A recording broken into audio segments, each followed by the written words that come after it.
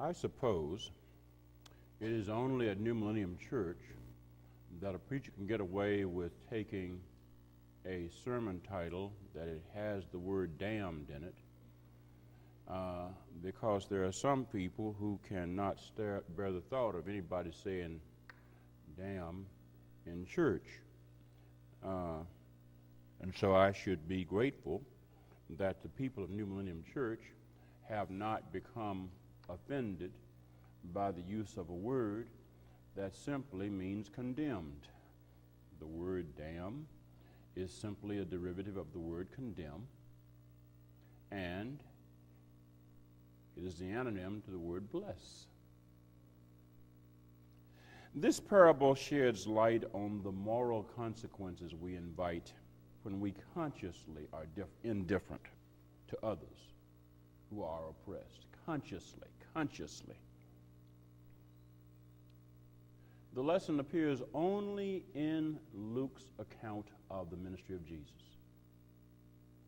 We don't find it in Matthew, Mark, or John. It is a sobering lesson filled with unsettling personal, societal, and global implications. And sadly, it is a lesson that seems to be routinely ignored. When was the last time you heard somebody talk about this parable? You hear people talk about the parable of the Good Samaritan, right? But you don't hear somebody talk about this parable. This is the reverse of the Good Samaritan story. Think about the Good Samaritan story in reverse. This is the reverse of the Good Samaritan story. It is rarely mentioned today by people who comment about the way oppressed people are treated. It is rarely mentioned today by people who comment about the way people can become affected by privilege to the point we become blind, deaf, and numb to others who suffer. Yet this parable by Jesus is arguably the most searing indictment of and commentary about our human tendency to idolize wealth, comfort, and privilege. This parable, like others Jesus told, is a morality tale. We do not know that there was an actual Lazarus. And we don't know the name of the rich man. Oddly enough, isn't it interesting that in this story, it's the poor person who's named, not the rich person. Notice how subversive Jesus is here. It is, you understand, the rich people who get the press. But in this story, Jesus gives the press to the pauper. He tells a story about two men whose circumstances were starkly different. One man was rich, comfortable, never hungry, sick, or burdened. Another man named Lazarus was poor, sick, hungry, and helpless. So helpless that even the dogs had pity on him. And what Jesus makes plain is that these men lived in the same community. Jesus says that at the gate of the place where the rich man lived, languished this pauper named Lazarus. I suspect that meant that Lazarus and the rich man existed close enough for them to know about each other, even if we might think they didn't know each other personally. We'll find out a little bit later that's not true. Despite their proximity, they lived in very different worlds. In the world of Lazarus, pain was a constant companion. In the world of Lazarus, suffering was an everyday experience. In the world of Lazarus, heartache was constant. In the world of the rich man, pain was an intruder. In the world of the rich man, hunger was unknown. In the world of the rich man, discomfort was not having your favorite stuff ready when you wanted it, not having anything at all. And when they died, Lazarus and the rich man experienced radical reversals in the afterlife. Lazarus was welcomed, comforted, and celebrated by Abraham, the patriarch of the faithful, in a place of peace. The rich man found himself tormented by hellish misery. And only then do we learn that the rich man knew Lazarus' name.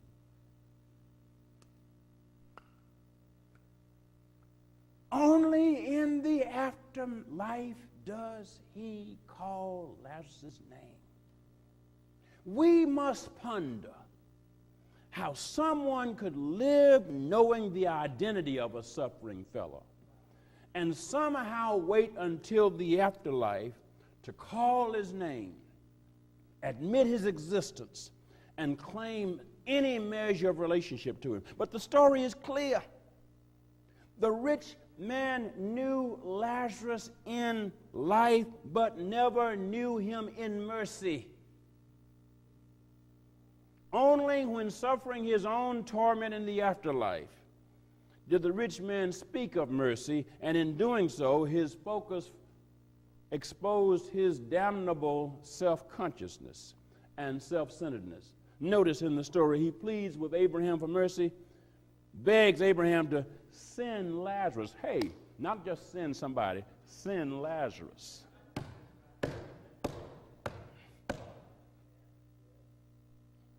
Send the person I intentionally ignored. Send the person I deliberately overlooked. Send the person I let starve and go hungry and naked. Send the person I know knows me, but I refuse to act like I knew, to come deliver me from my discomfort. Send Lazarus to dip the tip of his finger in water and cool my tongue, for I am in agony in these flames. Have mercy.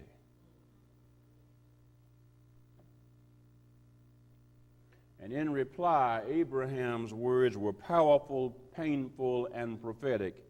Child, notice the term of relationship.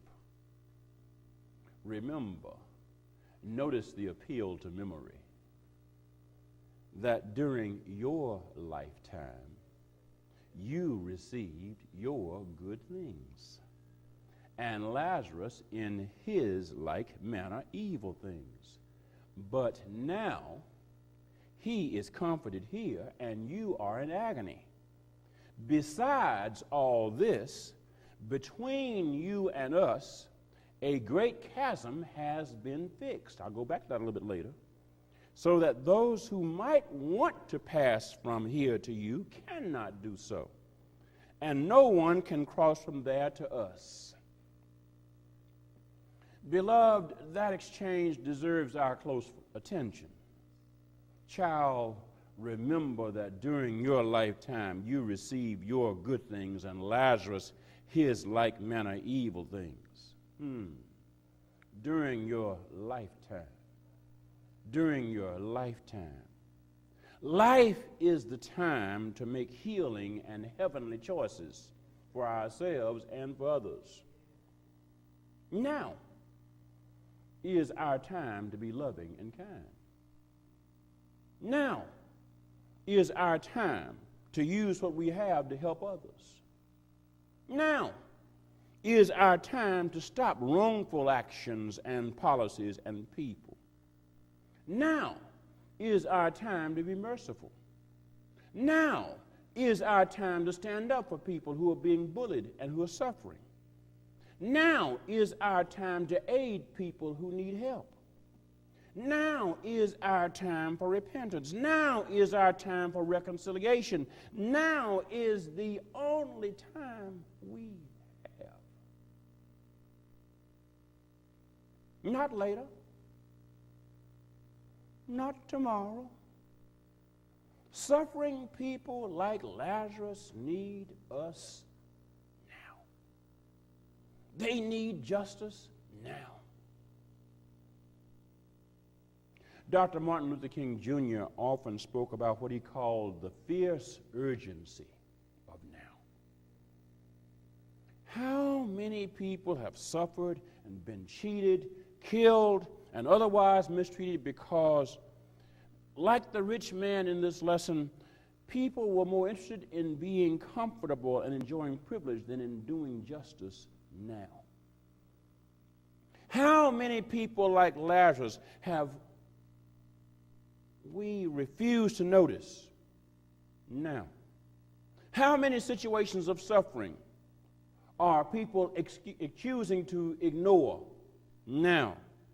Where are we now when people like Lazarus suffer now and are being ground down now by systemic greed and injustice and oppressive power now? Why can't we protest the killing of unarmed and unthreatening people by police now? What are we waiting for? When are we waiting to do it? Why can't we get up enough moral courage and righteous outrage to protest now what we see happening now to people who are now being shot down, now being caused to suffer, whose loved ones are now grieving? And then watch as the police malign their character. Politicians order us to be calm about it now. You see, now is the only time we have to stop mess. Now is the only time we have to do mercy. Now is the only time we have to be the best we can be. Now is the only time we have to turn back racism and homophobia and sexism and abuse of immigrants and greed and war and the idolatry of self-righteous religion that makes wealth and comfort righteous no matter how wickedly the wealth and the comfort is obtained and enjoyed. Everybody's proud about Mr. Trump. I don't have anything about being rich, but nobody's asked, how did he get to be so rich? How many Lazarus people did Donald Trump create on the way to becoming Donald Trump? How many contractors did he skip out on the way to building his skyscrapers? How many people did he cheat out of deals in order to become the person who calls himself the great deal maker?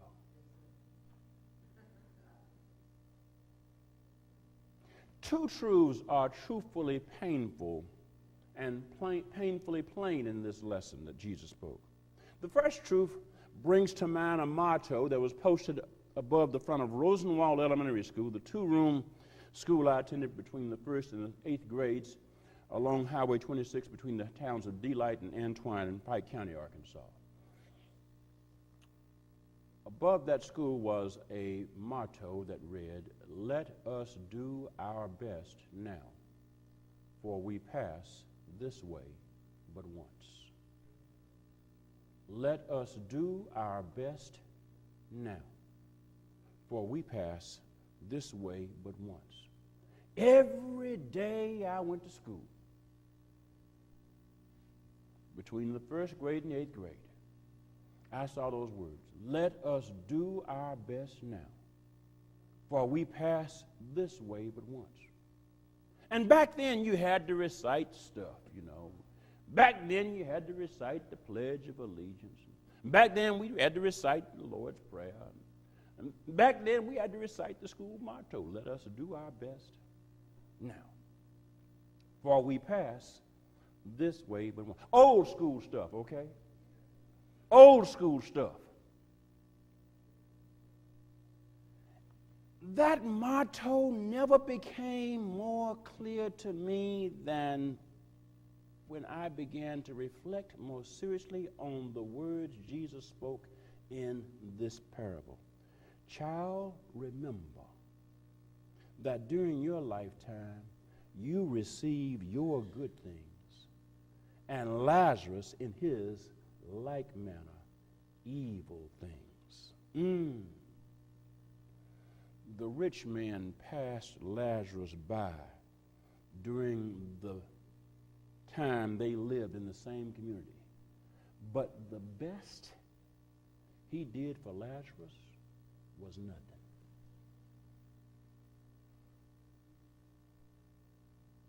The best he did for Lazarus was nothing. What did that motto say? Let us do our best now, for we pass this way but once. Every day he passed by Lazarus, and the best he did for Lazarus was nothing. No food for a man he knew was hungry. No shelter for a man he knew was outdoors and homeless. No attention for his wounded sores. Lazarus was damned to a miserable life and died a suffering death because the rich man did nothing with all he had that he could have used to be merciful toward him. There was never a now in the whole life of the rich man's experience with Lazarus when Lazarus showed that he cared enough about the rich man to do anything that approached mercy while they were alive. Let us do our best now, for we pass this way but once. And the second truth is even more plain and painful. Even the mercy of God affirms that our eternal destiny is defined by our mortal deeds, and the troubling prospect that we see in this lesson is that we are known for eternity according to the way we treat people during our lifetimes. I don't know about you, but that ought to make me kind of stop a little bit. We are known for eternity by the way we treat people during our lifetimes. And here's what Jesus says about it in this lesson, ascribing the words of Abraham to this fellow who is suffering. Besides all this, besides the fact you didn't do anything for him when you had the chance, besides that, between you and us, a great chasm has been fixed, so that those who might want to pass from here to you cannot do so, and no one can cross from there to us. Lazarus suffered in life because the rich man ignored him. Lazarus was damned to a suffering life because of that conscious indifference to his need. And the rich man was damned in the afterlife, but not because God and Lazarus were unmindful of him. Instead, the lesson suggests that divine judgment makes mercy available only to a certain point. It's kind of uncomfortable to say this, but there is a point with God where God chooses to leave us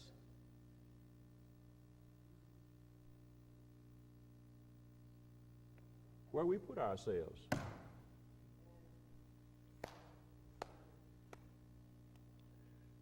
Between you and us, a great chasm has been fixed. Wonder who fixed it.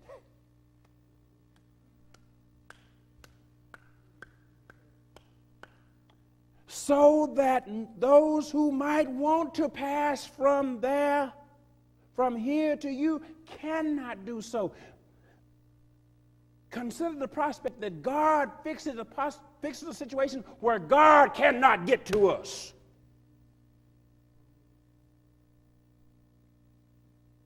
Because what we will not do for others. That's scary. That's scary. It is scary to think that God would lock God out based on us locking each other out. So much so that God would say, I refuse to give myself permission to show mercy because you refuse to show mercy. That's scary. I don't know about you. It scares me to think about God saying to God, you know what? I've had about as much of this as I can stand, so I think I'm just going to shut myself off. I'm going to shut myself off. No, I'm not going to have a stroke. I'm not going to be blind. I'm not going to be forgetful. I'm just going to say,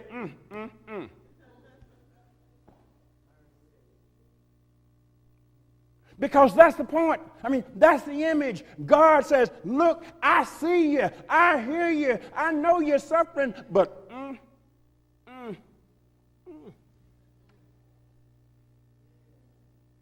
not have mercy.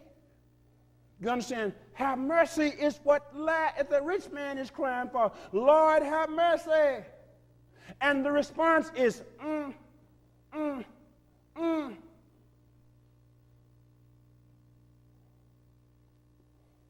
Now, that's what you call a damn shame. Okay? I mean, that's what you call a damn shame, right?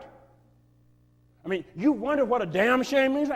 You're in a damn shameful situation when God says, knowing you need situation.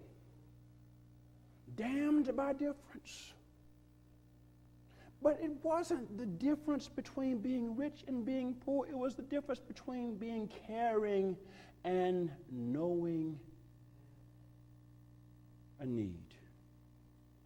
You understand, the rich man wasn't damned because he was rich. He was damned because he was indifferent. And this lesson suggests to us that divine mercy becomes impossible at a certain point if our indifference reaches the point where we no longer care during our lifetimes for people who we have the lifetime of opportunity to care for. Let me just make it more plain and sit down. We can't change a thing about a society that deliberately stole land and committed genocides against Native Americans, but we can change how we treat Native Americans now. We can't change the divine judgment for people who kidnapped and bought and sold and brutalized as slaves Africans because of their idolatry degree, but we can change how we treat black people now. We cannot change the divine judgment for our present time and conditions based on folks we don't know, but we can change our time and our conditions on things we know about.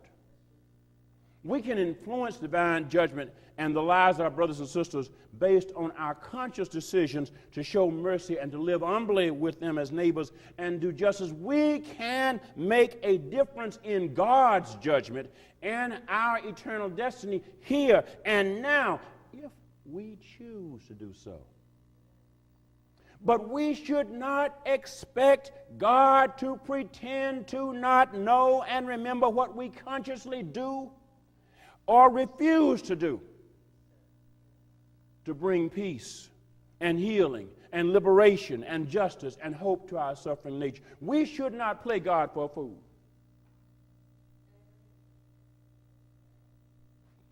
Basically, God said, no. Your situation is a damn shame, but I'm not a damn fool. No, I am not a fool. I am not a fool. You chose to live your life as if Lazarus did not matter.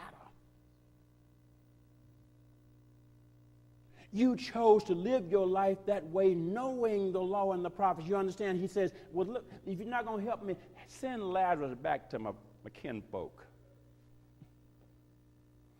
Send Lazarus back to me. I got 5 brothers. Send Lazarus back to my kinfolks.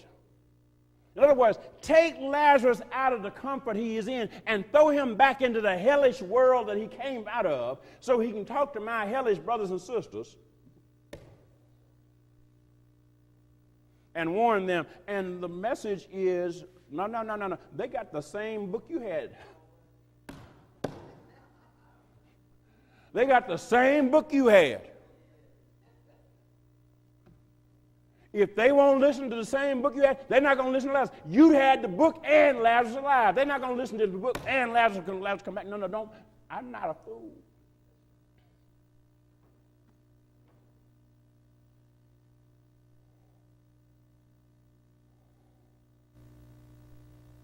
According to what Jesus said, God gives us the freedom to be damned fools. And God is willing to leave us in that spot if we will content ourselves to treat each other as if God is also a fool. No, God is not a fool. God knows how we treat our brothers and sisters, which ought to make us kind of worried. You wonder. And then you remember, it is said that Thomas Jefferson, as he approached death, wrote, I shudder when I think of divine judgment, and I think about our nation.